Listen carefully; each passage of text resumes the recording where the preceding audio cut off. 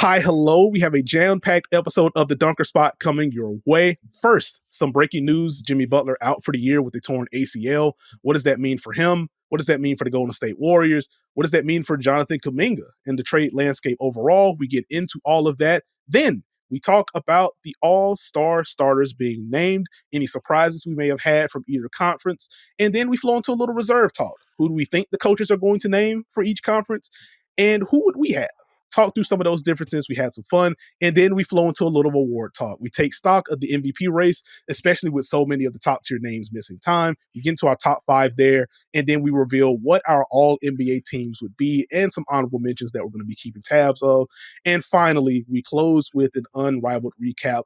Lots of big wins over the weekend, lots of big performances. We talk about all of that and more. We hope you enjoy this episode. Hi, hello, and welcome to another episode of the Dunker Spot. We are part of the Yahoo Sports Network. I am your host, Nekias, Duncan, and joining me as always is my co-host, the always excellent Steve Jones Jr. Steve, how are you doing, sir?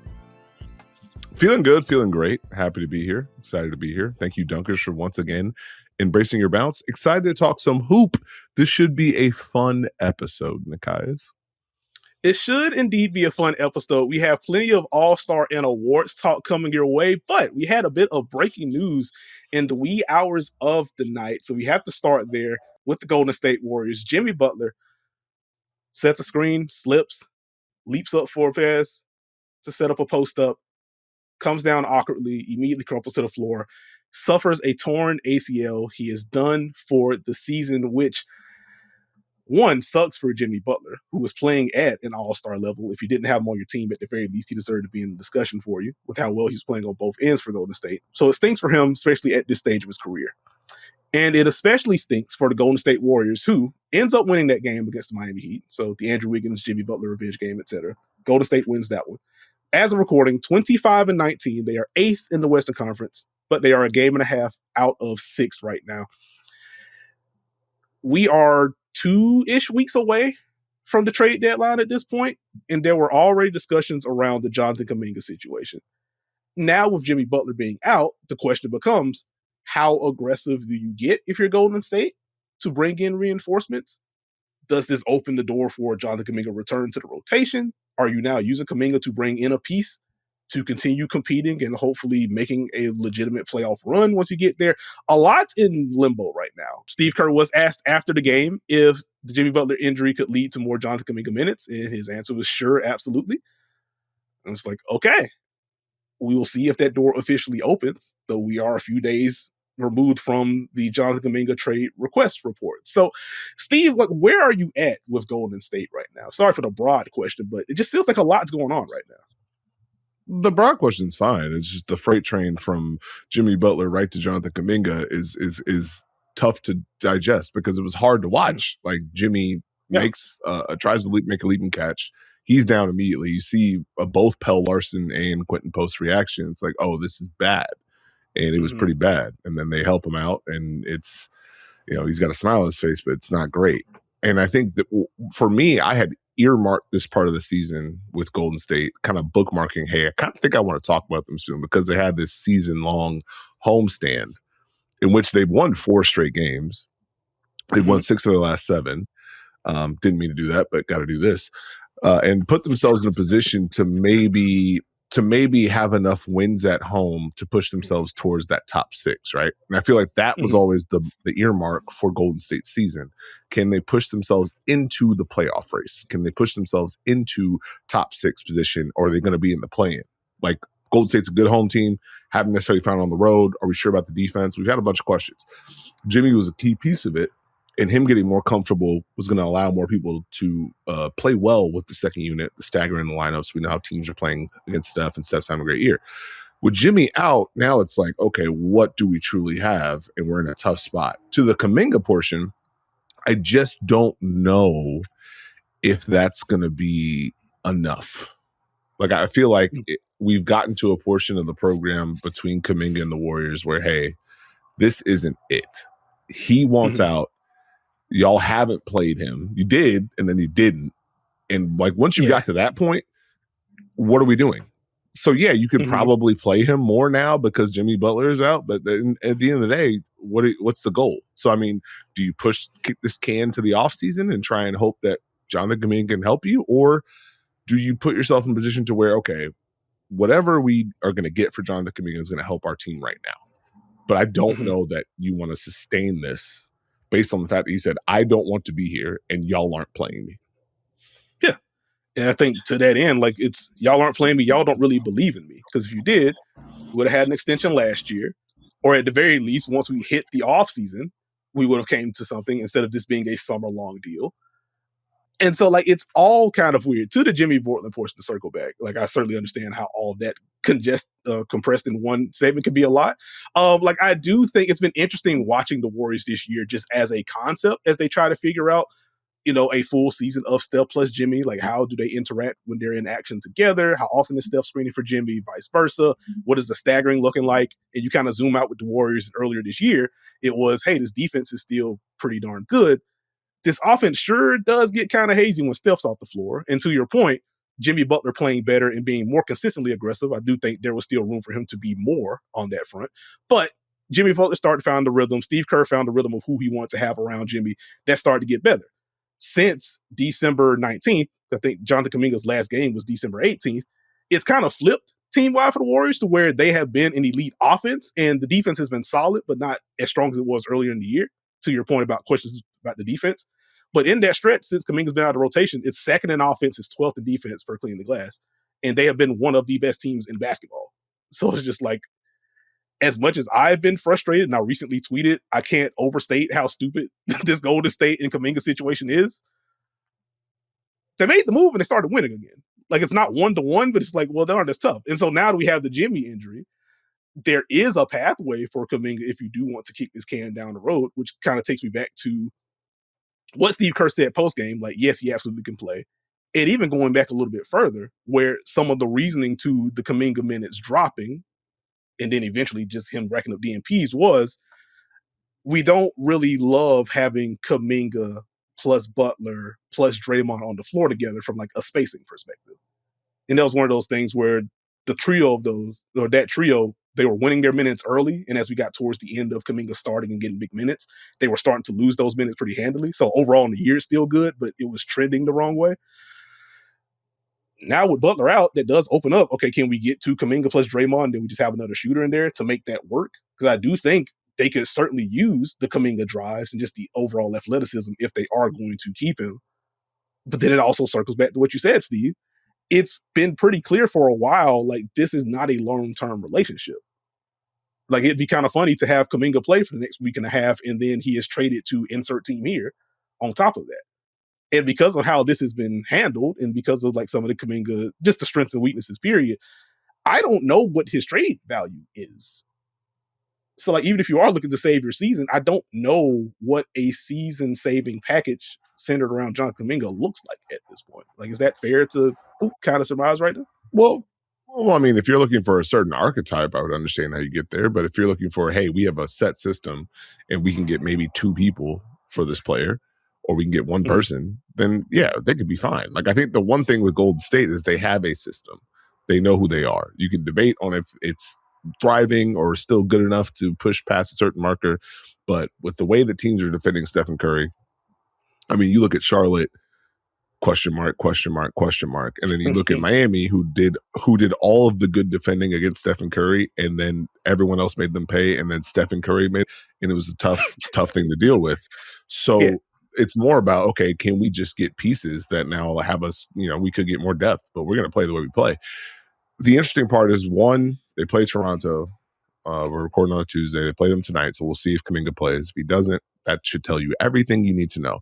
But then they go on the road for 4 games. Play Dallas, yes. Minnesota twice, at Utah. Can it transfer? In all these games, you're going to see them. Prime, ABC, Peacock. You're going to see what the Warriors are. And so Stephen Curry's been amazing. I just, for me, I don't know the value of now suddenly trying to ask Jonathan Kuminga to save your season to a degree when you just haven't played him. It just doesn't feel natural to now say, hey, man, want to play? No, I feel like that's done. No, I think that's fair. Like, to your point, it was very good. We talked about it on this very podcast. Like, hey, the Warriors off to an interesting start. And also, Jonathan Kuminga is doing all the little things. Like, he's rebounding better. He's defending with more effort. You're starting to see more of the playmaking. Like, it's like, okay, he's finally doing it. And that was a very cool. And at the end of that segment, you asked me, like, hey, do you believe in this? I'm just like, I want to, but I would like to see a longer stretch of this before I press that button. And some of the playback slid. You get some losses. Kuminga goes from starting to, okay, you're coming off the bench, but you're still getting minutes, to those minutes dwindling. And like, oh, wow, this is a whole lot of Will Richard, which salute to the rookie season that Will Richard is having. No shade to him. But it's like, this is getting kind of odd. And now here we are. I will say, if you are an optimist about this situation from like a Kuminga can help us in the short term, I think Draymond Green, for however much stock you want to give, has been pretty consistent in his praise of how Jonathan Kuminga has handled all of this, and like not making a public fuss at the very least, and not being as disruptive as a young player in this situation could be in this spot. And so if it is, hey, I'm playing now, I am not going to argue that Kuminga is suddenly going to love it in Golden State. But like, I don't foresee a situation to where he gets minutes and then he just decides, actually, I'm just never passing the ball again. I dare you to bench me. Like, I don't think anything like that is going to happen if he is back in the rotation. So I keep an eye on that. And then it is just kind of interesting that we've landed in this spot again, to where like they do kind of need Kuminga to help solve this in some way or another, whether it is him filling in or him being the trade piece. We could be honest. Steve Kerr came out and said Jonathan Kuminga is going to play, and Jonathan Kuminga said, "No, I'm not." My it's bad. over. Done.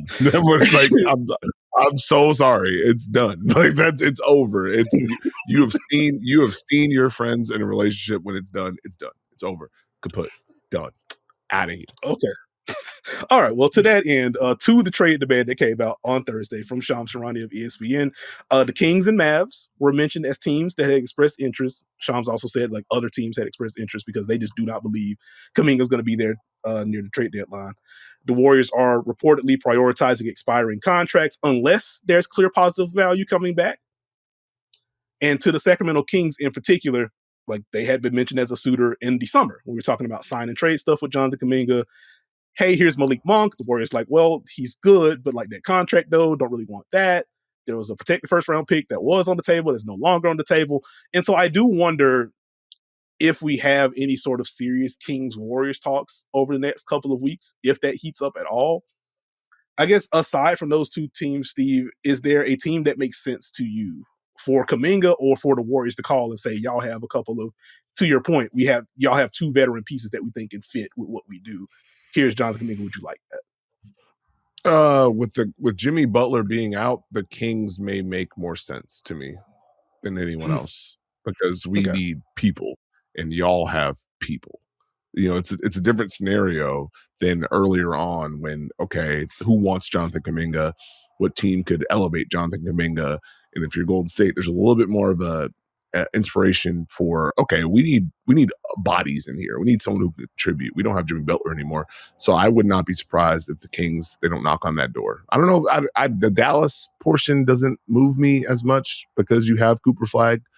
I don't necessarily know how much you want to move around with that. But I think Sacramento is probably the spot where it's like, hey, let's try and figure something out that works out for both of us. Okay. Understood. Like I circle back to like Brooklyn was another team that was mentioned in the piece. Nope. Like, I was mentioned like, well, they haven't really had serious conversations. No real interest in Michael Porter Jr. Like that part I found interesting. I would have thought it would have been the Warriors are interested, but they are not willing to give up what it would take to get MPJ more than we haven't expressed real interest. Like, again, depends on where you get that info from, but that part hasn't made sense to me. I don't think Brooklyn goes in for Kuminga, and I don't think Michael Porter Jr. wants to go from the Nuggets to this role with Brooklyn to the Warriors, where you now have to be what you were in Denver again. I don't know if that vibes. I think that's fair. I do wonder if like that shifts a little bit with Jimmy out. Like there would technically be room for more of the shot creation. Maybe you get more of a mixture of the Denver and Brooklyn context with Jimmy out. But yeah, to your point, like that is still kind of a whirlwind for him. So that is buddy, he loves that he's empowered in Brooklyn. There's no way he's trying to go to play for Golden State. Give me a year, and then I'll want to do some serious winning again. But right now, I am good. Okay, so Steve, while we're on the news kick, we did get the All-Star starters announced yesterday. Which means we're not far removed from the All-Star reserves being announced, and I think that's when the real fireworks going to pop off. But to the starters that were announced, again, 50% of the votes for the fans, 25 for the players, 25 for the media is your split to determine who the starters were. So in the Eastern Conference, your all-star starters, you have Jalen Brunson of the New York Knicks. You have Tyrese Maxey of the Philadelphia 76ers. You have Cade Cunningham of the Detroit Pistons.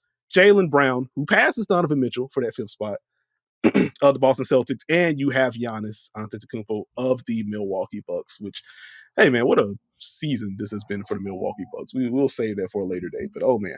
So those are your five. Donovan Mitchell ends up being sixth. In this order. Were you surprised that this ended up being the five in the East? I love when you asked me this question. We did the pod a month ago where I said what the starters are going to be, and I got 4 out of 5. The only surprise was Tyrese and Donovan basically flip-flopped in what I thought was going to happen. Because Donovan Mitchell was just consistently on everyone's ballot 6th. And that's where I had Tyrese Maxey when we talked about it. But the players were like 6, and the fans were like 6, and the media was like 6. So those two flip-flopped. But I thought it was going to be very hard to deny the guard play that we saw from Cade Cunningham, Jalen Brunson early with the Knicks run, and whether it was Tyrese or Donovan, it was going to be interesting. Jaylen Brown, I think, just played his way in. I think the surprising part was Jaylen Brown getting number 1 from the media. Didn't expect that to happen. That was a little intriguing, but there was no way you could deny him at a certain point. So it became less more like Jaylen Brown or Donovan and more, Jaylen Brown is in. You felt like Cade was in. And so it was like, okay, Tyrese Maxey's playing at this high level and the Sixers are winning. It's going to be Jalen Brunson. So I think for Donovan, unfortunately, he's been insane and amazing, but the Cavs kind of slipping and not necessarily having that consistent stretch of winning basketball, I think ended up getting him in the end. And so especially because it's positionless, right? So you kind of knew Giannis was going to be there. I know you had your games played thing, but that guy was going to be there. And then it was going to be the heavy guard play. Jaylen Brown kind of just bulldozed his way in. And so it's like, okay, who's going to miss out? It's Donovan Mitchell. But he'll be there anyways. I think he's a reserve 100%. Yeah, he's going to be in. To your point, Donovan Mitchell was 6th for the fans, the media, and the players. Karl-Anthony Towns was 7th for the fans and the media.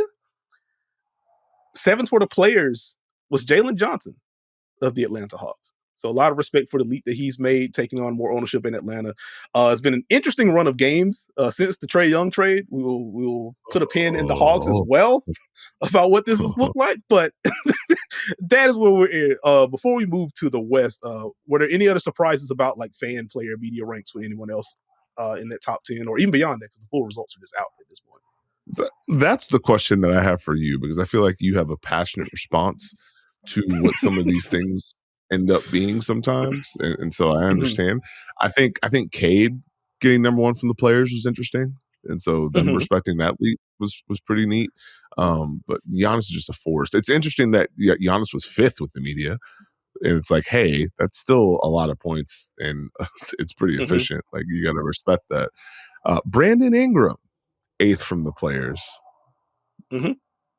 What do you think? It was funny, buddy. It doesn't surprise me because of one, Brandon Ingram is just good at basketball, but like the bucket getting in general, I can imagine for defenders, I'm being physical with him off the ball. I'm navigating all these screens. Now he catches and holds. I'm in front of him, and then he just shoots over my face because of the high release point. Like, this dude is just super annoying. And like, as good as Scotty is, and I still stand on, he is Toronto's best player in my opinion. He's their most impactful player. I think he should be their all-star rep. If Toronto only gets 1, I wouldn't be surprised if they get 2. We'll get there though. I definitely understand how the players land on Brandon Ingram is just tougher to deal with than Scotty Barnes. And so like, I wasn't surprised there. It was kind of funny looking at where the players had Scotty and Brandon Ingram versus where the media had him. It's just like, well, I see where we have some alignment in this kind of bit. But I can't say I'm surprised by what the results were. Well, it's always funny because like you see a number on the media, but it's just one person. So like Scotty got 1. Norman Powell got one vote. It's tough if you got 6'5", you know what I mean? So it gets interesting. But the fact that Jaylen Brown was on like everyone's ballot but 2 is kind of wild to me. But it was a fun split. Yeah, it was an interesting split. And like, just so I don't have to do it twice, my bit with the players is always like, hey man, you are not a fan of the media in some aspects. And I do think media criticism in some aspects is just fair with how they handle stuff and some of the biases that creep in. So I don't want to take that completely away. But it is just very funny, like, hey, trust the players. We know what we're talking about. Here's a vote for Bronny James. Here's a vote for Jason Tatum, who has not played a minute this season. It's getting close, apparently. But it's just like, I would like for the players to like take this more seriously when they do this kind of thing. So like that's just like my general PSA with that kind of thing. But I'm not going to hang there too long. No, go ahead and inform the people. Let them know. It's just get your take off, man. It's not going to be a full blown rant like I do it every year, but it's just like if you're going to vote, like at least pretend to take it seriously. Like, why are we voting for people that aren't in rotations? Much less starting, much less playing at an all-star level. Like that always just kind of bugs me. We are talking about all-star voting compared to literally everything else that's happening in the world. So like obviously not a big deal in comparison. But like if we're gonna do this, like I'd much rather you just not vote than vote for someone that has played 17 minutes on the year. Like, why are we doing that? That's all. Stunning way to find out you don't believe in the power of friendship. So send a text. Go out to dinner. You ain't got to do that with the votes. All right, let's move to the Western Conference, Steve. Your starters. We have Stephen Curry of the Golden State Warriors. We have Shai Gilgeous-Alexander of the Oklahoma City Thunder. We have Luka Doncic of the Los Angeles Lakers, Victor Wembanyama of the San Antonio Spurs, and Nikola Jokic of the Denver Nuggets. I would assume there are no surprises, but I would open the floor to you. Is there anything that kind of piqued your interest with the starting group in the West? Assume no surprises. Give me my victory lap. I told you this a month ago. I told you this a month ago. It was going to be these 5 people. You can go find it on the Dunker Spot playlist on the Yahoo Sports NBA YouTube channel. You should subscribe. I said this. Yeah. Me. You sure did. Steve Jones. Let everyone know this is going to be the 5. Yeah. So let's get that out of the way. Number 2, now that I'm done joking around, I think it got tough because Anthony Edwards has been on such a run. And like as we got more returns, you were starting to see, hey, who is not going to make it? Because I think you could say all 6 had a case. And the fact that Wemby and Anthony Edwards literally tied speaks to it.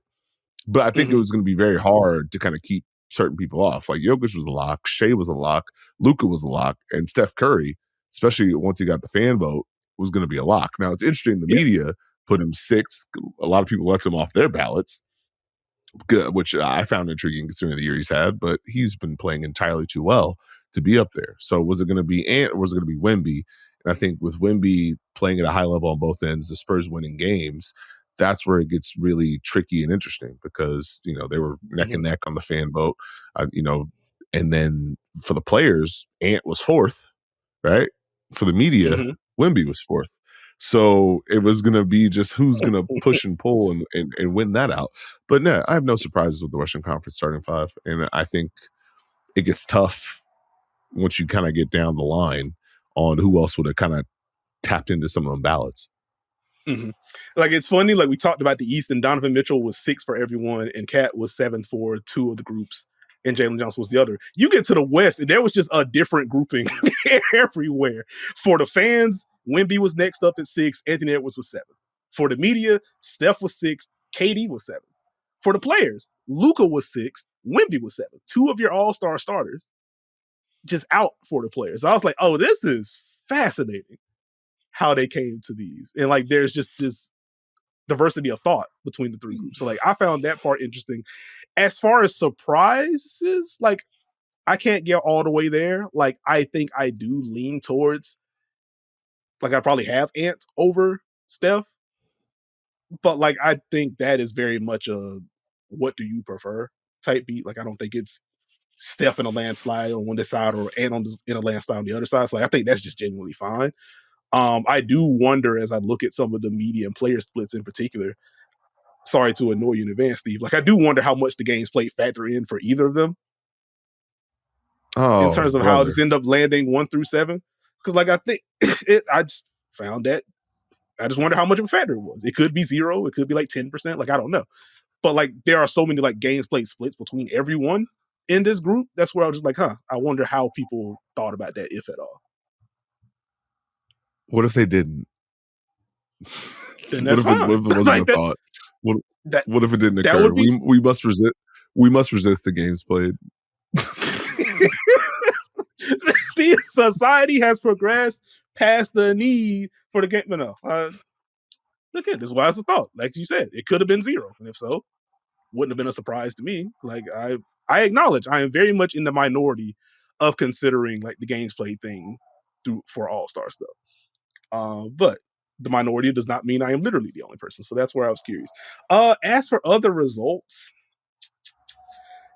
heading into this, I was curious to see like what the media and the player split for Luka was going to be, because he has been incredible this season.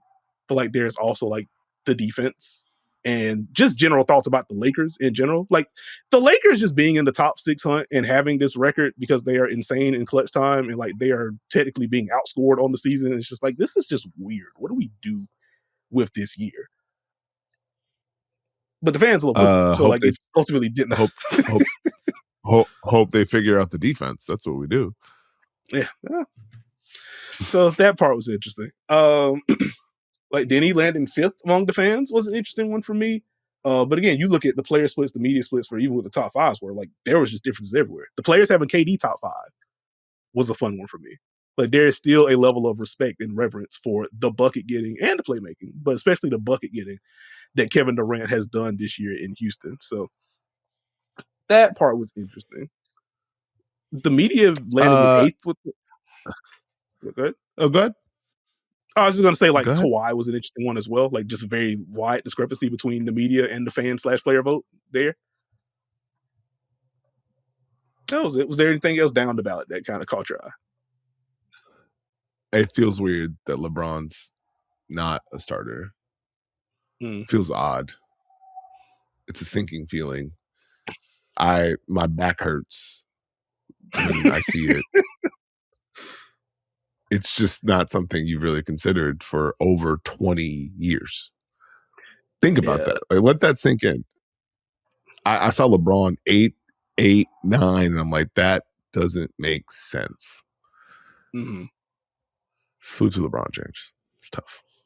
Not just 21 All-Star appearances, 21 straight years of him being an All-Star starter is absurd, to your point. But that is ended, and I guess that transition to like the reserve bit to this, as those are going to be announced. The coaches handles those.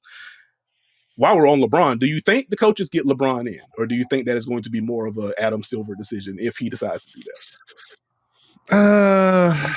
I don't think he's going to be there, Nekias. I don't think it would be a replacement, but I don't think it's going to happen. That's why to me I said it's odd. It's weird. Not that he's not worthy. It's just there's a lot of players having great seasons, and so I don't know if the coaches are going to swing for the fences and have a swan song. I don't know if he wants to even do that. Yeah. Just get a handout. I know LeBron doesn't want to get a handout. I know he knows how good he is, but it's just like I'm not sure. I mean, I think to thinking about it, like Anthony Edwards, Kevin Durant, Devin Booker, Şengün, probably gonna be there. Jamal Murray, you probably lock that in. It's 5 people, right? Mm-hmm. So now it's like, okay, who does LeBron replace Austin Reeves? Because we haven't seen Austin Reeves in a while. Are we going Julius Randle? Are we going Chet Holmgren?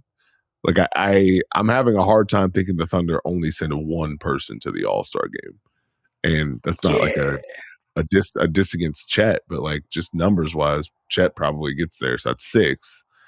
It just gets tricky. Does James Harden get there? Like I think the reserves are going to be pretty interesting in that case. Yeah, like that's going to be such a tough one out west. Like, I guess to answer my own question, like I don't think the coaches get LeBron in. I would not be surprised if we get the ceremonial like naming of LeBron as an All-Star reserve, and from there, like if LeBron decides like I am here, I will do something at midcourt. I'm not playing though. then like that's fine. Like I think LeBron has earned that to where he gets the selection and he's like, actually, I'm chilling. I am taking this time off because we still have to figure things out for the second half of the season, that type beat. So that part wouldn't surprise me. I do think he's going to be involved in the weekend in some capacity. Well, can I raise my hand? Sure. He kind of did that last year. He did.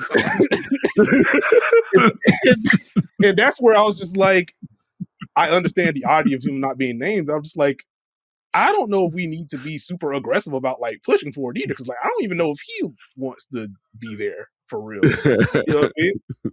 But like I think if left up to Adam Silver, and like any good publicity you can add, I think you take that as commissioner. Like I would be surprised if he doesn't do something. Is kind of my general point there. So like that gets interesting. As far as predicting what I think is going to happen while we're on the Western Conference overall, like Ant's going to be in. Jamal Murray's going to be in. I think Kevin Durant is going to be in. And then from there, I was like, I got like 10 names for these other 4 spots, and I'm not sure what the coaches are going to do.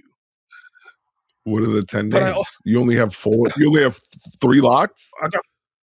I think for me, yeah, where I was like, I know for a fact that these guys are just going to be in. Like, I think, one, they're very good and they have all-star caliber seasons, but also I would imagine coaches having a general reverence for what they do, how hard they are to game playing against, that kind of thing.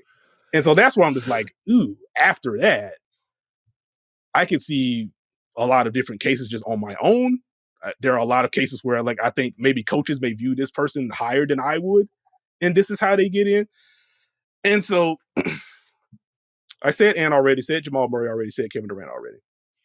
I do think Julius Randle is going to end up getting in, which he has just had a very good season this year. Was it 22, 7, and 5 for him? The efficiency has been very good.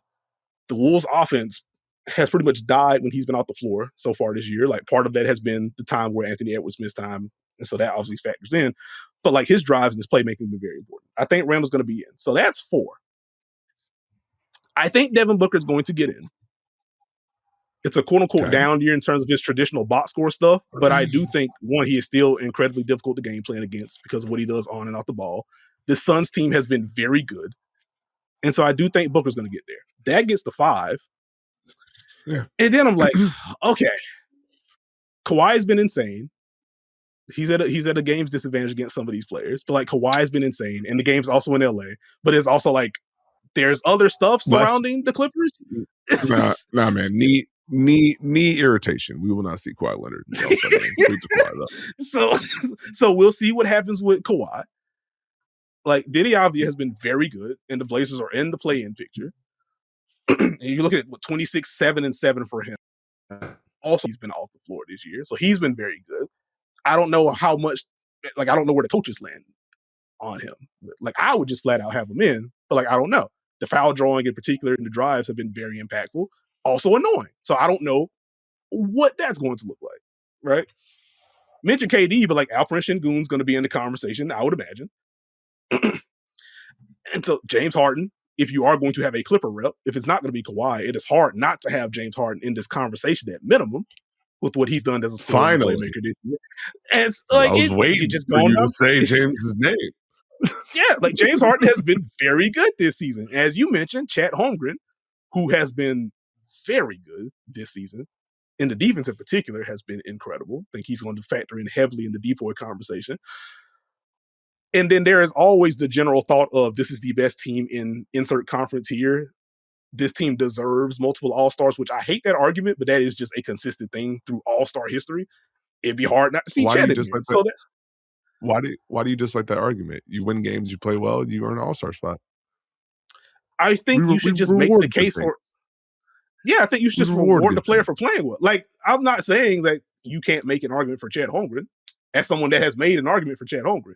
My thing is make the case that Chet is an all-star because of what he is actually doing, not the Thunder just deserve 2, and so we need to pick the second guy. Like, it's a very slight difference in language, but like that's where I'm like. I get that, but when you kind of break this down, you end up, I have 2 Rockets, I have 2 Wolves, I have 2 Nuggets. Why do I not have 2 Thunder, who are the best team in the Western Conference? I think that's fair. I think it's a fair thing to consider. Like, why am I putting 2 people from all these other teams that are not as good as this team as all-stars? So I'm going to call my shot real quick before we go to break. I'm going to call my shot right now. Anthony Edwards, Kevin Durant, Devin Booker, Alperen Şengün, Chet Holmgren, Jamal Murray, James Harden. Is that 8 people? Yeah, That's 7, isn't it? I think that's 7. Pretty sure that's 7. Julius Randle. Oh, well, that's 8. I don't know if it's 7 or 8. I don't even know the numbers. I can't even count. Julius Randle. Julius Randle's right there. Sarah, back me up. I'm going to call my shot. Anthony Edwards, Kevin Durant, Devin Booker, Alperen Şengün, Chet Holmgren, Jamal Murray, James Harden. Those are your reserves. That's your 7. Okay. And for me, Anthony Edwards, Jamal Murray, Julius Randle, Devin Booker, Kevin Durant, Kawhi Leonard, Chet Holmgren. I think those are going to be your 7, which, again, would leave Denny out, who has been incredibly good. Would leave Alperen Şengün out, who has also been incredibly good. So we'll see where the coaches land on the West. And before we go to break, Steve, with the Eastern Conference, who do you have getting in? Who do you think the coaches go with? You tell me first, buddy.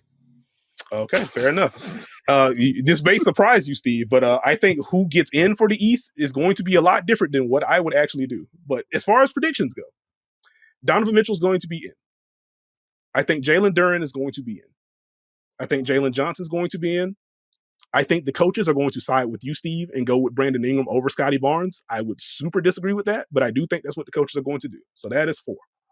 I think Norm Powell is going to be the Heat rep. I think you can still make the case for Bam Adebayo, especially if you're factoring in what he means to that defense. But I think the coaches go Norm. Career year, the shooting, the drive's been important. I think Derek White gets in this year. What? I think if Boston gets in, I think coaches are going to prioritize. I think they're going to be high on the playmaking, the screening, the defense, the overall impact that he has, despite what the shooting numbers are. Now, quick spoiler, I would not have Derek White in, but I do think with a Boston team that has been this good and has outperformed expectations to this degree, and for a guy like Derek White, who is good, impactful, and has been around the fringes of all-star conversations before, I kind of think this is going to be the year that Derek White actually gets the coach's nod. If I end up being wrong, that's fine. But I think the coaches are going to lean. I think they're going to go Derek White this year. And I have Michael Porter Jr. as the last prediction for me in these. What's up? Understood. Now, I want you to go, as we go to this break, there's a candle back there, light it, and hopefully it delivers you some shame. Because doing that in the year of 2026 with no belief behind it is very funny. I'm going to call my shot. Donovan Mitchell, Karl-Anthony Towns, Jalen Duren, Jalen Johnson, Brandon Ingram, Norman Powell, Pascal Siakam. Oh, you think the coaches go Pascal? He's been very good, so I wouldn't be mad at that. I like the Pascal shot. Very quickly, because I bet you I did have some differences. Mitchell's in, Jalen Johnson's in, Scotty Barnes will be my guy over Brandon Ingram. Jalen Duren, Michael Porter Jr., Norm Powell, Evan Mobley would be the 7 for me. Don't think it's going to land that way, but that is where I would have it as of January 20th. We are going to. Oh, go ahead. Did you just deliver 2 lists? Yeah, I did the same thing for the West. All right. Get us out of We're here. All right. While Steve recovers, we're going to take a quick break. And when we return, we are going to talk about the MVP and all NBA conversations as we have technically passed the midway point of the season. We're going to have some fun. Stay tuned. And we are back with this episode of The Dunker Spot, and it is time to do a little bit of award talk. Not doing all of them today. We'll be sprinkling those in over the next few episodes, but we're going to check in with the MVP award, and then we're going to flow into an all-NBA conversation since there are a lot of great seasons happening.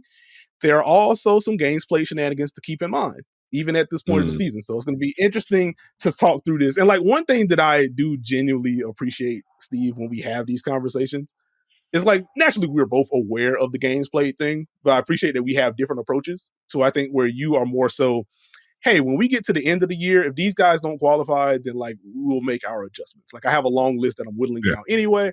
I'll get to that when it's time to get to that. And for me, I'm just like, hey, here are some guys that are not on pace to meet this threshold. So I am moving you over here. And if you make it by the end of the year, then I will move you back in. Like, I don't think either approach is wrong, to be clear, but it's just kind of funny that we're on opposite ends of that spectrum. So as we head into the MVP and all NBA discussion, I will once again give my spiel, especially for the new dunkers. 65 games played minimum is in place. That is roughly 79% of games played. And so if you want a quick list of players that are currently under that threshold of games played. So players that have not played at least 79% of their team's games. Players currently on pace to be ineligible include Nikola Jokic, who's played about 74% of his team's games. He's still out for Denver. Giannis, who's played 2/3 of his team's games, 66.7%. Wemby's played about 67% of his games. Steph Curry is right under it. He's played about 77% of his. Kawhi Leonard's at 71% of his. Lauri Markkanen's around 77% of his. Austin Reeves at 56% of his. Paolo and Franz Wagner of the Orlando Magic, both underneath that threshold. So if you're thinking MVP, All NBA, if you don't see or hear those names, that is literally why, at least on my end. They are currently under, so I'm holding them out. And there's some guys that are on the borderline, but we'll get there a little bit later. So just wanted to get that disclaimer out the way before we had our fun. Now, Steve, top 5 for MVP, and I know you have a longer list from there. Is it safe to say that you have Shai 1? Or like how much competition do you have at the top right now? I mean, the reason why I wanted to check in on this right now is I think it's a fun time. All-stars get named, and I think there's a difference between kind of thinking in the MVP and building out the conversation. Like I always think you should check in on these awards as the season goes on to kind of see what different paths are on and also kind of feel out, ooh, does this feel different than when I felt like 2 months ago? Not that the player has fallen off, that people like to say, but it's like, okay, what's their path to get back to this? Or has someone else emerged in this? And I think it gets really interesting in this stage. Like for me, my MVP, that's my first team.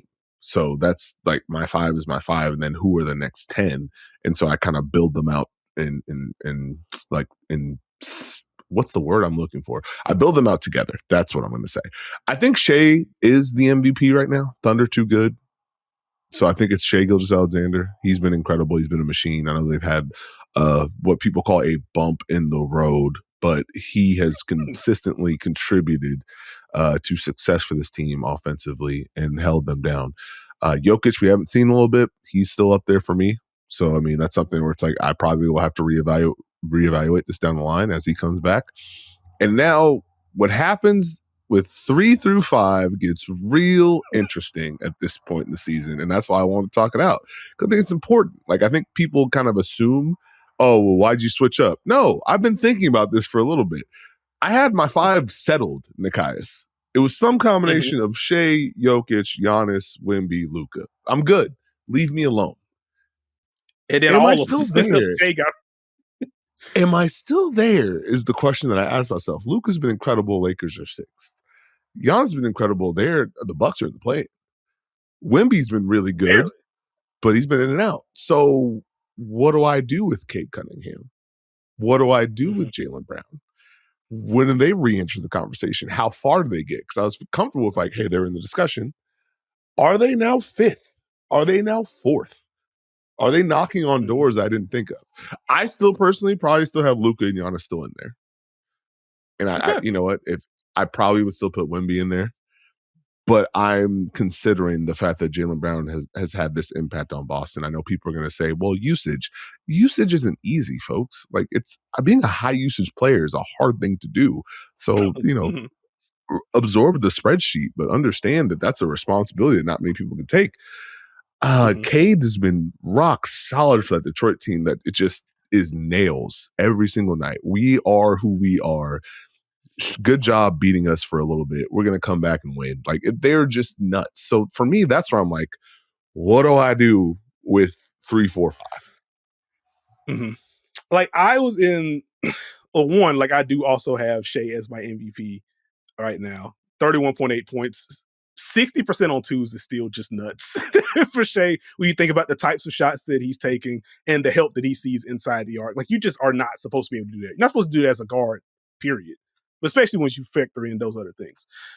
39% from 3. He's still taking the step backs in the rhythm, knocking down catch and shoot opportunities when he gets them.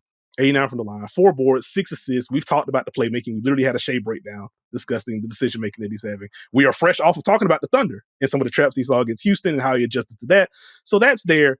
1.3 steals, 0.8 blocks, and I will say, and I tweeted this the other night, like, hey, some of this weak style stuff from Shai, it's not a new development if you've been watching him since he's donned a Thunder jersey. But like the last couple of weeks in particular, like you saw it in the Spurs game very loudly. You saw it in the Cleveland game as well. Like he is just rotating on time, on target. And like it's been kind of fun to watch that part pop as well. So like Shai is he's a firm 1. And now, depending on when Jokic comes back and then how healthy he is when he does come back, if he's back on pace, I think it is still going to be a fun discussion between him and Shea. So I don't want to completely set that to the side. But as I mentioned up top, like he is at 74% of his game, so he's not on pace to be eligible for award stuff right now. So that's why I have him to the side. And so for me, I knew Steve Shea was going to be one, and I felt like Cade and Jaylen Brown in some order were going to be 2 and 3, and then figuring out 4 and 5 was where my headache was going to come in. And so I landed on Cade second. The Pistons 27-9 in his games. Cade averaging 26, 6, and 10. His turnovers are down from last year, despite the playmaking perking up and more usage in that regard. 1.4 steals, 0.8 blocks, 51% on twos, 33% from three in one of the weirdest, like high volume shooting seasons I think I've encountered since covering the NBA seriously, to where he's just knocking down all of the off the dribble threes, and you give him a spot up opportunity, he just cannot knock them down for whatever reason. Surely there's going to be some kind of flip at some point, but he's just been nails, man. Like we've talked about the drives, and just we've always talked about his cadence, the tempo that he plays with. The playmaking has perked up. His decision making when getting two on the ball has gotten better. Naturally, Jalen Duren making the leap that he's had, or the leap that he's made, has helped those possessions be more fruitful for Cade Cunningham. But Cade is diagnosing the floor better. Like I've appreciated the defensive effort from Cade this year, while still having that kind of usage offensively. The Pistons, I think, plus 10 per 100 possessions with Cade on the floor per PvP stats. So like they are not just beating teams, but they are beating teams down when he is available. And so that's where I ultimately landed with him over Jaylen Brown. I think the playmaking burden is a little bit there, because the one thing you can kind of poke at with Cade compared to other MVP candidates is like the efficiency overall isn't there. I think he's slightly below league average right now, but roster context, efficiency is a myth. Efficiency is a myth. I'm in a phone booth and I'm making things happen for my team every night. How efficient do you want me to be? I produce. Continue. More than that, I think would be the answer within this context. But no, like to your point, like Detroit needs more shooting. And there's, again, a level of attention that Cade draws in general. So it's not, to your point, an easy thing to do. But if we are comparing Cade to other number one options, that is a number where, okay, he doesn't compare as favorably to the other guys. So I was trying to parse through the efficiency from Cade plus versus the playmaking compared to other guys. And that's where I still landed with Cade at 2 right now for me. I did put more value on the playmaking. And again, the defense has been better this year than last year, in my opinion. So he's 2. Jaylen Brown is 3 for the reasons that you mentioned. Taking on more usage is not easy. Him doing so and doing so efficiently while also having the playmaking bump, while also being willing to take on tough defensive assignments at times. I will say on balance, I think it's been a solid defensive year. Like, I don't know if I can get to like all defense with him. But like he has been solid, and that's not an easy thing to do with the offensive workload that he has. 24 and 15 in the Jaylen Brown game so far this year. Boston, again, near the top of the East, so he deserves credit there. And then the headache began, Steve. And then the headache began, because I ultimately landed on 6 players for the last 2 spots that I was trying to cycle through and thus flow into all NBA stuff. Because there are a lot of good seasons happening, Steve. So you've talked about Stephen Curry and how good he's been and how impactful he is and how he still strikes fear in the hearts of opposing defenses, which, quick aside, I did not watch the Warriors-Hornets game live, but I saw tweets of Draymond post-game talking about what they did against Steph. And then I saw a tweet from Steph post-game about what they did. And like, this is Hornets-Warriors. Like, I want to tap in with that anyway. Once I saw that, I was like, okay, I'm absolutely checking this out after church tomorrow. Let's see what happened here. Some of the funniest defense I think I've seen. Like, Colin Sexton about to follow that man to the tunnel, have me laughing. I think what goes under-discussed in this, because it was very aggressive, we are not letting Steph do anything, and so Steph naturally countered with setting screens and all the things that open things up for the rest of the offense. I need people to watch the first possession of that game, because the Hornets were not doing that, and they immediately lost track of Stephen Curry. Like, bot switch. It was just a very weird possession. Immediately lost him. And I like tweeted as a joke. I was like, yeah, Charles Lee saw that possession and said, nope, we ain't doing that. New plan. Steph doesn't touch the ball. Like, I don't know that. Obviously, I didn't ask Charles Lee. That probably would have been the game plan for him off ball anyway. But it was very funny to see, normal defense, immediate coverage bust. And then the next thing you know, Sion James is just in Steph's jersey for the rest of the game. So that was just a funny one for me. But I was going to add to it before you continue on. If you want to, like we talked Warriors earlier, but the funniest subplot is teams saying, "Hey, don't ever leave Steph Curry's body. And you watch Steph Curry just saunter down the court, understanding there's going to be a human being on his back. And he's just like, all right, let me stop and let me position myself. And I might cut, I might screen, I might push you away. But it's just like, it's a funny thing to just visually see all the time. Like, I know he has to be exhausted, not just like tired, but just like, bruh, why are you right here? But get off me. Like, the camera just zooms in on him. He's just like, all right, man. Jesus. Like, bro, I ain't in my 30s. Why are we doing this? Play defense for real. So that's a very funny bit for me. But anyway, naturally, Steph in this conversation for me, the Warriors are 21-13 in his games, 27-4-5 for him. He's also converting nearly 60% of his twos this year, Steve. Under 40% from three for what feels like the first time forever, but the volume is insane, and you know what kind of fear that he strikes in the heart of defenses. So, thought about Steph Curry. Thought about Donovan Mitchell.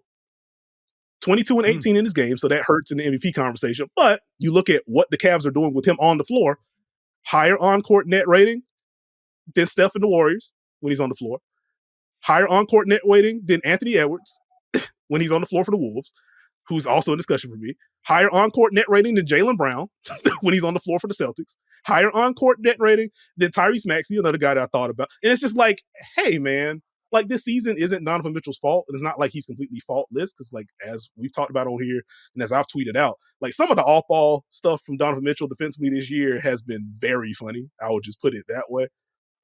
Is a oscillating between I am super aggressive and going for a pass in the passing lanes that I probably shouldn't. And I'm just chilling in the corner. And then I turn around. It's like, oh, that was my tag, wasn't it? And then you see the tap or the point as they're inbounding the ball. It's been a lot of those for Donovan Mitchell. But he's been so good and so important. And the Cavs just do not function the same way when he's not on the floor. When you're factoring in Evan Mobley's missed some time, Jared Allen's missed some time, and then he wasn't closing games. Darius Garland's been in and out of the lineup. I'm just like, he's been so good. Just got to think about him. So who'd you pick? Luka. There's more? Okay. Yeah, I was going to get there because, like, Jalen Brunson, when we had the MVP conversation, a month or so ago, like, Jalen Brunson was in my top 5 because of what he was doing. The scoring, the playmaking growth, the Knicks were doing all the things. They were, I think, the second best offense in the league. Oh, boy, the last month of New York Knicks basketball, Steve, coming off of a game in which they were blown out by the Dallas Mavericks in Madison Square Garden. It's Jalen Brunson's going through it. He said, hey, we're not very good. And then it's like, yeah, I understand if y'all booing us. Did you see when he grabbed everyone and was like, hey, everyone come here, man. What y'all doing? When you are simultaneously pointing to multiple portions of the crowd and tapping your chest, it's not a good sign for how things are going. Yeah. So, it's not great. Yeah. And so it's like Jalen Brunson just got back, and I think the Knicks were 1-4 in the games that he hasn't played yet. So there's a hint of value on top of that. And it's like, okay, so the Knicks haven't been good for the last month or so. The defense has fallen off a cliff. Jalen Brunson has been part of that. But also, you zoom out for the overall year, it's still 28-6. They are 24-14 in his games. I think they're like +5 or +6 with him on the floor. Like, good things are still happening overall with the Brunson season. And then the one that really had me thrown for a loop, Steve, was Luka, who is like, he's like recently eligible for me in terms of like being on pace to hit this game's limit, etc. It is 33-8-9 for Luka Doncic, 57% on twos, 34% on threes, 78 from the line. He's getting to the line quite a bit. The defense has just been bad. I do not think it is his fault that the Lakers have a bad defense, but Luka is a figurative and literal big part of why the Lakers defense is bad. Effort, off-ball miscues, transition defense. Like, he has to own some of that, right? So there's that piece of it. But it's also like, the reason why the Lakers are good, they are 21-12 in the Luka games, which is well above like a 60% win rate, etc., is because Luka has still been insane offensively. Because of the interior scoring, the rim finishing, though he hasn't got to the rim a ton, a lot of that is roster context, some of that is him. The playmaking is still there. And the Lakers are top 10 offense, largely off the strength of what Luka Doncic is doing. And it is not easy to have that kind of offensive burden, especially within this context where they don't have a bunch of rollers like he had in Dallas. They don't have a ton of shooting to stock him with. Austin Reeves has been out. LeBron missed the start of the season and he came back. Like, that's been the thing. And so it's like, this is kind of odd. And so, like, let's look under the hood with the Luka season, right? It's like, they're like a +1 with them on. It's like, okay, well, that's not really doing the trick compared to some of these other MVP candidates. Okay, let's look at the Okay. Luka clutch stuff. Since the reason why the Lakers have this record despite a negative point differential is because they have been insanely good in clutch time. Steve, do you know what Luka Doncic has shot in clutch time this year? No, tell me. He is 4 of 12 from the floor in clutch time. So it's like I can't even use the like Anthony Edwards, he's a killer in clutch time and he's winning them these kind of games, etc. I went through the clips to see when his shots were being taken and stuff like that. And it's like his clutch assists and his clutch shots have all come with like, 230 left, 2 minutes left, 150 left. It's not even like the game winning or game time variety with those. So I was like, I can't even do that. And so I was like, this is all weird. So say all of that to say. So who did you choose? Who did you pick? I say all that to say. I landed on Anthony Edwards at 4 and Donovan Mitchell at 5. Okay. And at 35 and 4. Good defense. We just had a breakdown about Ant as well. Check that on the channel. Most efficient offensive season of his career to this point. He has been a clutch monster, still converting nearly 72% of his shots in clutch time. So he has that working for him. He is coming off of the Spurs game. Did not win. But oh my God, the shot making from Anthony Edwards in that basketball game was insane. But overall, it's been very good. 22 and 12 in his games. He's been insane. Donovan Mitchell 5. And so in the immediate, like, these are the guys I'm thinking about as we flow into all NBA stuff. Steph, Maxey, Brunson, Luka, all in the conversation for me. So who's your second team? Yes, it is time for the second team. Okay, so I'll tell you mine real quick because apparently you have some thoughts on your chest, and we'll let you get them off, my friend. Okay. As we do the shuffle, right? Mm-hmm. I'm keeping an eye again on the Giannis, Wemby, Luka thing. I still think I have them first. Jaylen Brown becomes an automatic on the second team because he's in the MVP conversation. Cade Cunningham becomes an automatic. Ant becomes an automatic. Steph Curry becomes an automatic. Jalen Brunson's right there. And I am thinking about Kevin Durant and Donovan Mitchell. And so it gets hard. Like those are my 12 locks to me that are just, these are going to be all NBA players. The last 3 get interesting. Understood. Based on the 5 you gave me, I am super intrigued where you go with this next, as far as the next 5. Okay, fair enough. All right, so Shea, Cade, Jaylen Brown, Anthony Edwards, Donovan Mitchell. That is my first team as of today. Second team for me, Steve. I have Luka. I have Jalen Brunson. I have Tyrese Maxey. I have Stephen Curry, which also circling back to Tyrese Maxey, one incredible season for him. 34 and 7, 2 steals and a block per game for him. Please leave him and VJ Edge come along. They are fine. Let them talk it up on the sideline. It's going to be okay. They're competitive. Also, Tyrese Maxey getting his first signature shoe with New Balance later this year. So quick salute to him. That report comes from Shams Charania a little bit earlier. So just want to salute him. His star has risen over the past few seasons. He deserves this. So I wanted to say his name. But Tyrese Maxey on my second team right now. Can I ask a question? Final selection. Yes. Oh, go give your final selection, and I'll ask my question. Oh, my bad. Second, to close out the second team, I have Jamal Murray. Okay, so my question now becomes: you have not said Jokic's name, right? Correct. You've not said Giannis's name, right? Mm-hmm. You've not said Wemby's name, right? Correct. How much is that going to change the calculus for you when they enter your stratosphere? Quite a bit when they enter the stratosphere, because like those are guys that have played at like first team levels when they've been healthy. It is just, are you going to be healthy? And so that's going to naturally push some names down if they do end up hitting that threshold. So like as I said at the top, those are guys that are under that 79% of games played threshold. So like they're out for me right now. But as we get into this third team, Steve, I have Denny in. And had a case for second team, honestly. Again, 26, 7 7, 61 true shooting, like +1 with him on, -8 with him off.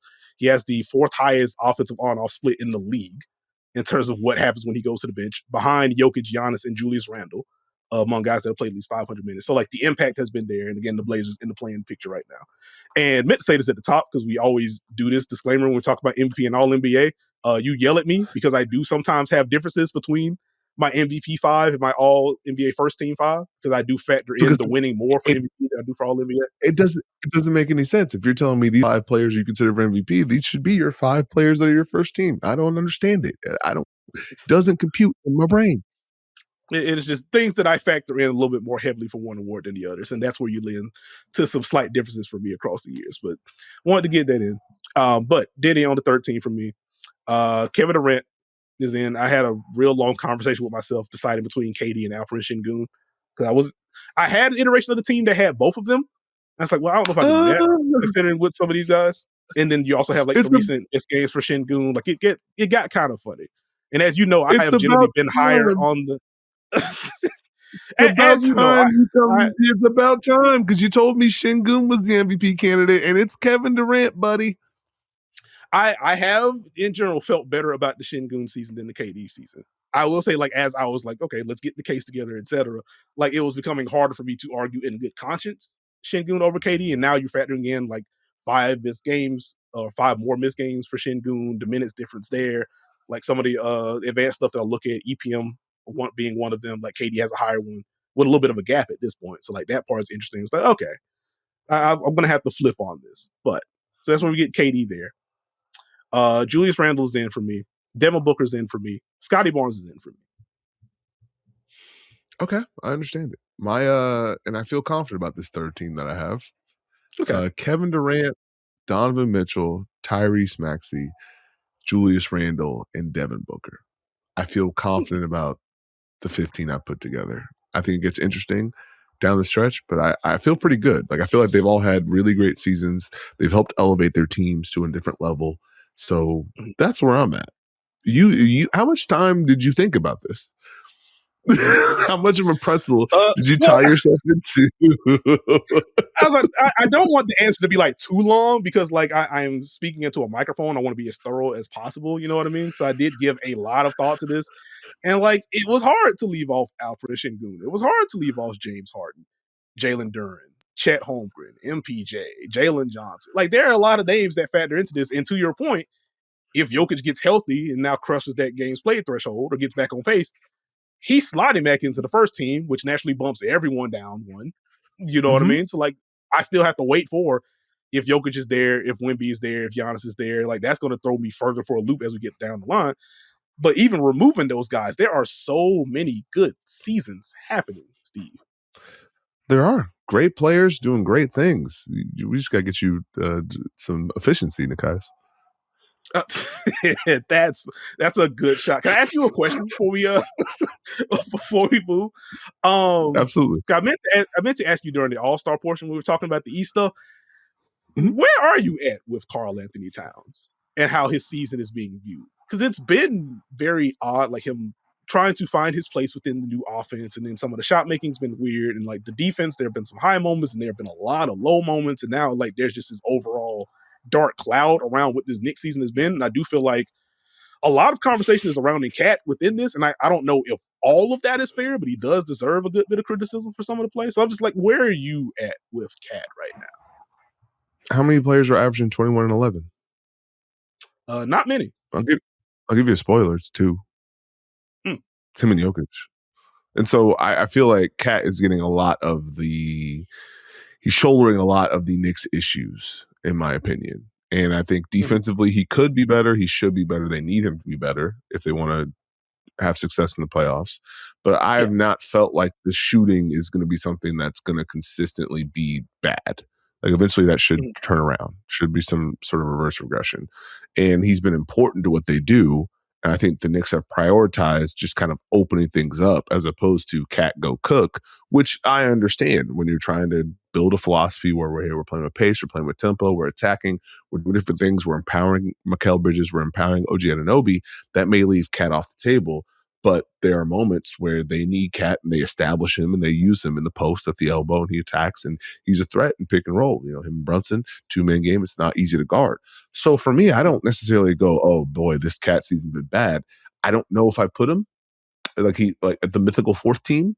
If I had to decide between Cat and Jalen Duren, I may choose Jalen Duren because of impact.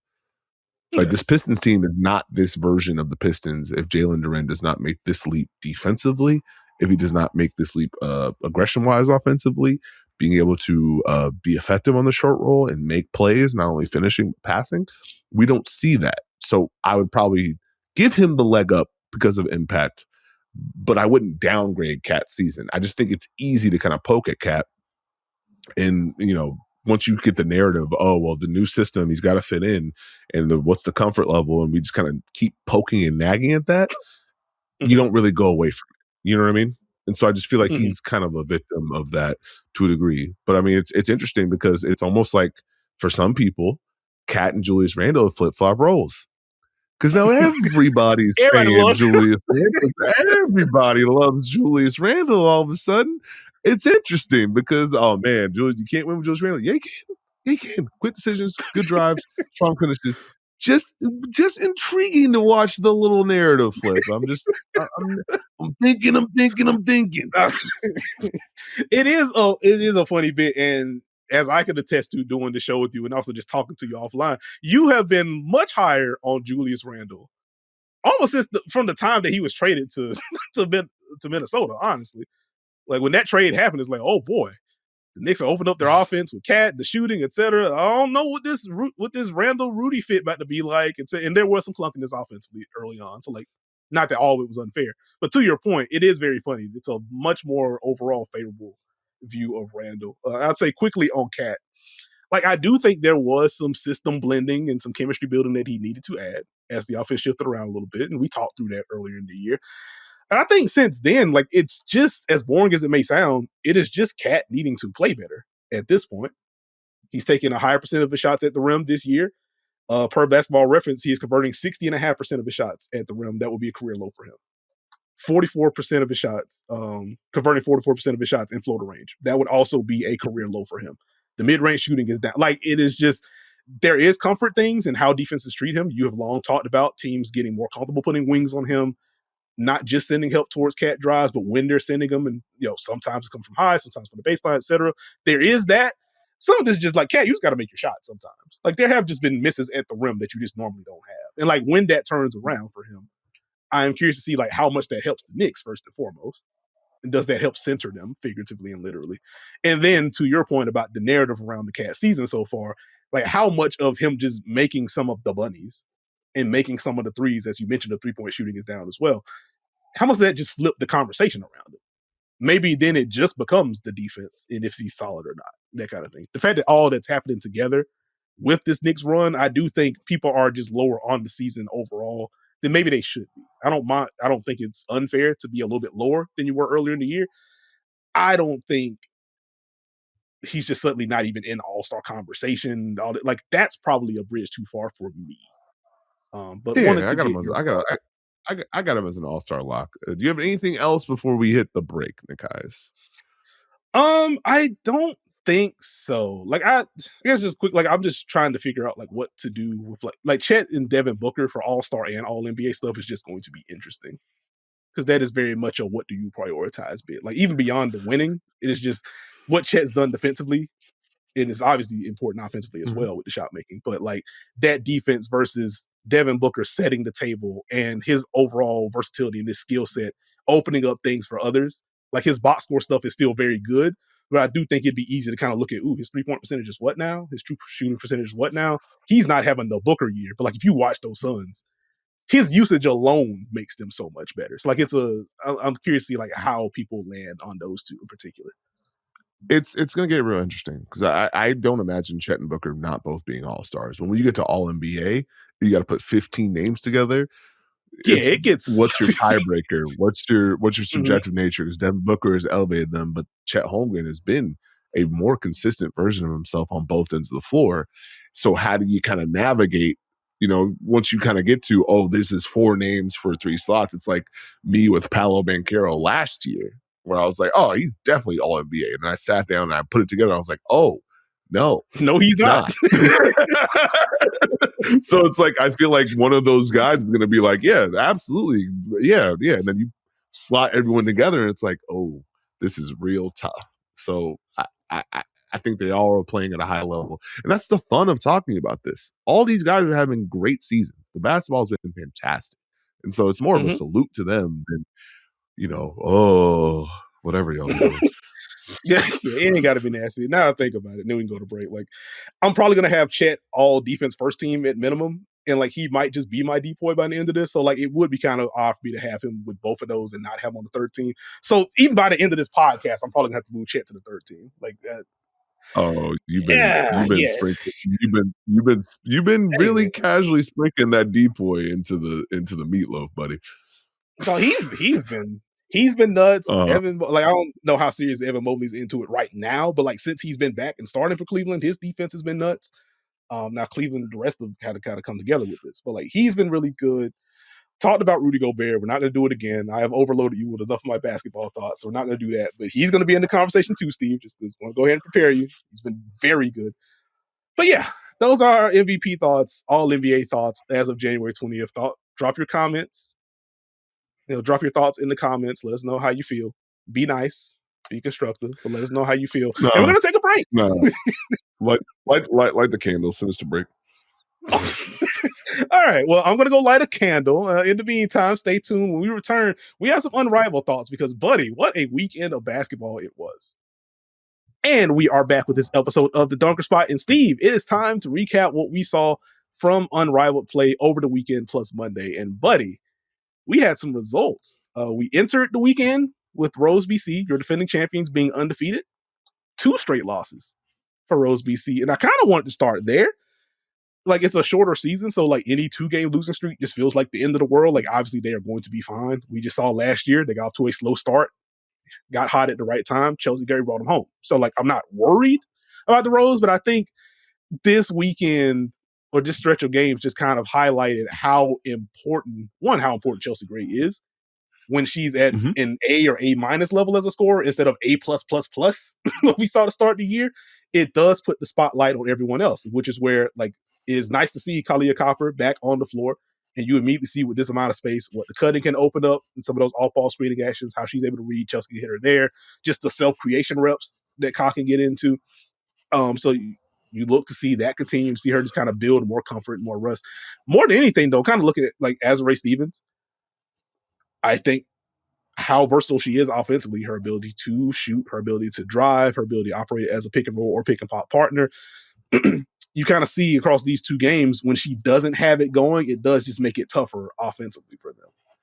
And if she doesn't have it going, that does put a little bit of a dent on some of the 2 big lineups that they were having success with earlier in the year. And so it's just like, it's weird to see them lose because they just hadn't done it to this point. And it's like, okay, Chelsea needs a little bit more help in the scoring department. You want to see the defense overall kind of tighten up. There were some uncharacteristic, like off-ball lapses in particular, them defending pick and rolls, them defending like splits and stuff like that. It's just like, okay, this is what it can look like when it's not Chelsea Gray is making literally every shot, and so it doesn't matter what else is happening.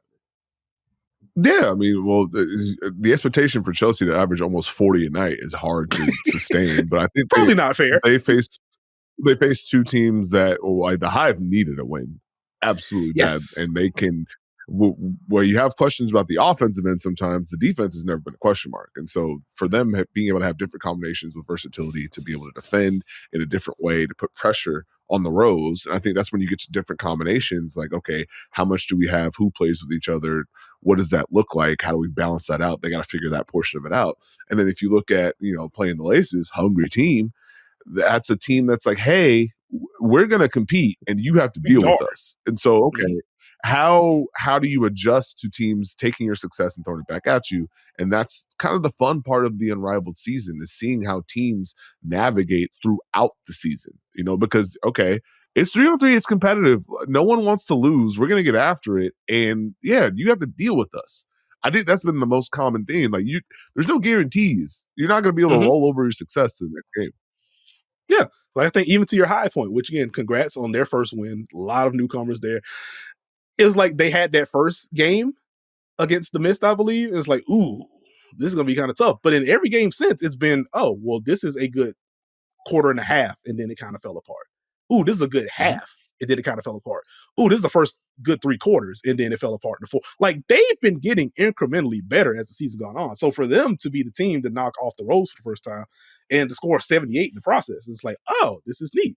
Final possession of that game, sideline inbound, get a switch, Kelsey Mitchell, we just beating you off the bounce. It's like, ooh, this is what Kelsey Mitchell could do, 24 points in that game. But hey, as soon as I saw the screen for Kelsey, I was like, oh, well, Y'all are in danger. Turn the corner. This might get Finish. tough. Last thing I'd sprinkle in on the high, or maybe we circle back, we'll see.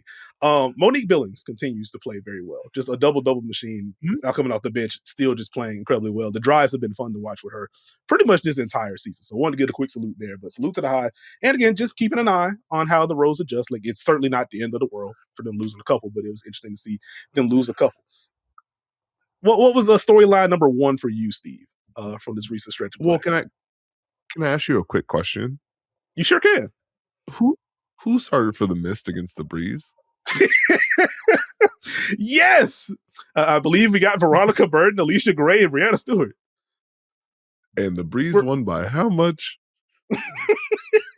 Well, what a response! What a response from the young Breeze, who teams looked like they were quickly tired of them as a concept for a good bit. But that's a tough team to deal with. When Paige is dropping 37, Rakia Jackson, the scoring, the playmaking, the drives, and then you have to deal with some combination of Dominique Malunga and Cam Brink alongside with Kate Martin, just like, I'm doing my job. Like, that is a team you have to keep an eye on. And so I'm telling you, you got to keep an eye on these Breeze. The Mist, I am intrigued to see what they're going to do, because if the defense is going to slip, like, you gotta figure out your combinations here. You gotta lock this in. You can't experiment too much, because you need the defense to work and you need the bigs to work. So that has to work.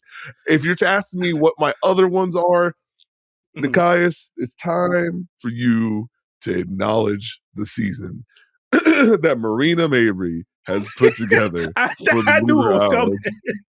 It hasn't been a lot of hooty hoos, but she is hooty hooed all over the court and gave buckets every single night. It's time for you to acknowledge it. There's no need for questions. It's time for you to respect the bucket getting, and it's time for you to respect the she's getting after it, guys. Respect Marina Mabry and what she does on a nightly basis. And then another thing, it's time to bring an old classic back, and then I'll get it back. I'll get out of the way. Okay. I think it's time, guys. The hashtag is MB Plum. Oh, here it is. Kelsey Plum is doing it all. Turn the corner. I got space. I'm bumping you. Hey, Phantom? She's pulling up in a Phantom. That's what she's doing every night. So no shot. Okay, so a quick thing and then a question that may potentially annoy you. So one, as you were talking about the missed defense sliding, if I could be respectfully messy for a bit, I thought, and I said this on this podcast, many threads on Twitter, wrote about it and everything. I think people were very disrespectful overall about the Atlanta Smith Depoy case. I don't think enough respect was given for the responsibility that she had in Minnesota, the fires that she put out, all the things. So I'm not going to hang there too long. We have plenty of W pods you can go back to for those thoughts, right? Gosh darn it, 4 fouls in the first. We can't bring the foul trouble bit to Unrivaled. We can't do that. What do you mean 4 fouls in the first? Now, did I like all 4 of those calls? I did not. And I said after opening weekend, hey, there's going to be some kind of conversation about how some of these games are rough as the season goes on. The players are just very frustrated. Paige was just apoplectic with some stuff early on the opening weekend. But like, Atlanta, no, don't give people ammo. Don't do this. Don't do this. Don't do this. Your defense, your versatility, it's too important. Please don't do this. Now, second, Steve, to poke at the hashtag MV Plum bit. She is once again playing alongside a former South Carolina big who is doing a little bit of everything. And one could argue has been a little bit better if you're accounting for both. Are you prepared for Aaliyah Boston propaganda for what she's done this year? Yes, I am. I'm prepared for this. I'm prepared for this for the last 2 years. So no worries. We're gonna be fine, bud. It's 19, 8, and 3, 2 steals and 2 blocks for Aaliyah Boston so far this year. She's been very good. Okay. Where do I want to go? Back to Marina Mabry. That's where I wanted to land. Because it's time. It's time. Because let me tell you, as we were watching Marina Mabry hoop, the opening games, there's no Skylar Digger. She finally made her debut over the weekend. It's like, hey, this is a lot on Marina Mabry. We're going to keep eyes on the shot making, but we are definitely going to keep eyes on the decision making.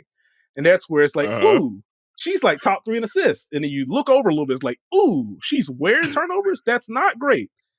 Over the past weekend, in addition to the shot making, Steve, if you're going to give Marina maybe her props, just to zoom out, 22 assists, 19 turnovers in her first 3 games, 10 assists, 4 turnovers over these last 2. And the bucket getting was insane. Mix of drives, middies, not just threes, but deep threes. Hey, listen, if you cut down the turnovers, you get more of the shot making blend. You see more of the pick and roll chemistry developing with Aaliyah Edwards in particular. Like, there is room for her to thrive in this format. And she did play well over the weekend. I have no issue acknowledging that she played well over the weekend. So, hey, Marina deserves the salute.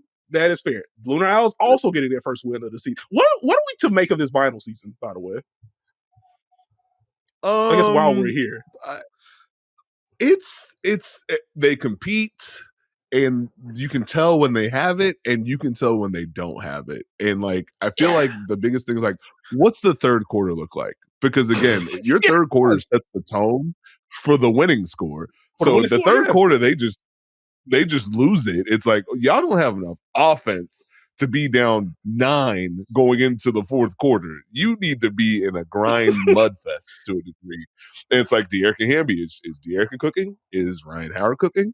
Is Courtney Williams cooking? Okay. How many minutes is Brittany Griner playing? Like, they are tough to deal with, but the consistency is where I'm just like, I'm not sure. Yeah, it's just been kind of odd. I think De'Erica coming off of an 8-point on 10 shot game is just like, ooh, like she rarely has those. So like, I'm not concerned about her move forward, but it does kind of reinforce your point. Like, they do kind of need to lead with their defense so they can get into some of the early offense stuff. Because like, as I mentioned on the last pod, they do get into like some fun splits or they run some fun off ball stuff for Ryan within this format. But like, then it's, okay, is Ryan shooting immediately? Is Ryan catching and holding and then looking to attack? If she does look to attack, is this just going to be a pull-up? Is she getting all the way to the rim? If she does get there, what type of shot is she taking at the rim? It's just like a lot of weirdness. And as you see in the Unrivaled format overall, if you miss a shot at the rim specifically, you are in trouble working your way back. Like, it's just tough to do. And if you hit the ground, you're certainly cooked on that front. And so that's where it's just like, ooh. Just shot profile stuff in the back of my head with the vinyl, like nothing super new.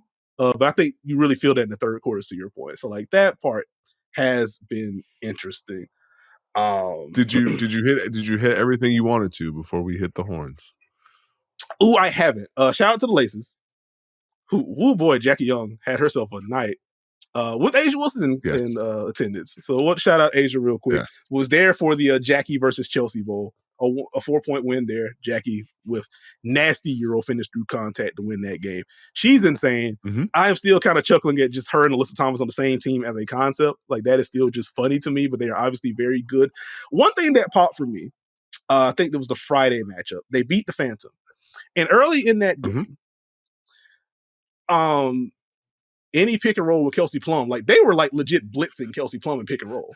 And I was like, speaks to how good Kelsey is and the impact she can have offensively. Like, hey, we're gonna get the ball in her hands. And I'm just like, think back to Unrivaled last year, and like, there were some spots last season, and there were some pockets even for the Laces earlier this year. And Andrew Wade said as much after the game when I asked him about this.